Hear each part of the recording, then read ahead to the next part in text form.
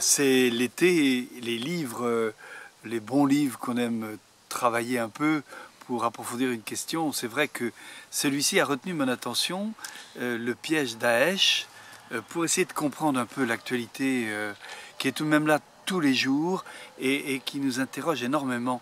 Ce livre a été écrit par Pierre-Jean Luizard. C'est un spécialiste du CNRS qui est spécialiste de Syrie, particulièrement d'Irak et du Liban. C'est un livre qui se lit avec une certaine passion. Il y a un rythme dans ce livre, mais une foultitude d'informations historiques. On nous renvoie, pour comprendre le Daesh, pour comprendre l'État islamique, on nous renvoie à l'histoire de l'Empire ottoman. Et c'est une histoire très récente, puisque là nous sommes juste avant la guerre 14-18.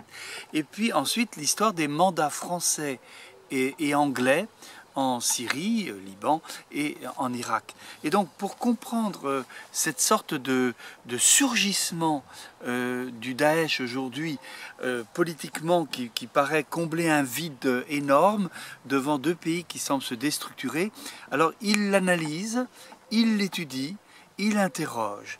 C'est donc très passionnant. Moi je vous souhaite vraiment de vous glisser là-dedans avec une bonne carte sous les yeux, pour essayer de comprendre finalement ce que nous n'imaginons pas, c'est que la Syrie et l'Irak sont devenus des États, alors que ce sont des nations qui, entre guillemets, qui ont toujours été des clans, qui ont été des tribus, et qui s'étaient composées sur le terrain géographique par toute une histoire de famille, on pourrait dire.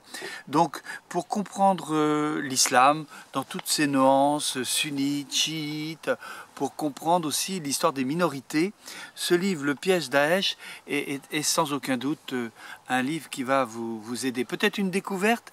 Personnellement, je dirais que le plus fort, sans doute, c'est que vous avez aujourd'hui en Irak un État qui s'est formé finalement aujourd'hui dans des autorités sunnites, alors que le peuple lui-même était un peuple chiite majoritairement, et des enjeux sociologiques, économiques énormes.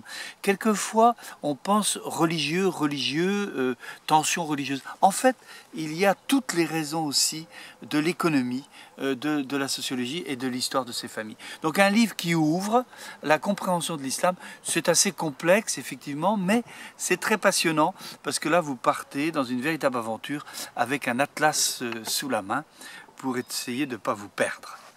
Bonne lecture.